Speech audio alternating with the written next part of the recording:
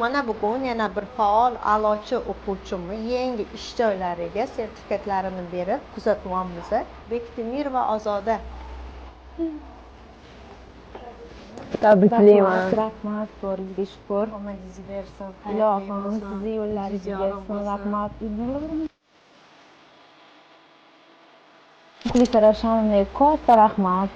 Bu yerga kelib, men to'g'ri bundan oldin akademiyalarda o'qidim. Shukr, hamma ustozim Allohimga shukr o'z yo'liga yaxshi, lekin haqiqiy ustozni bilan tan oldim.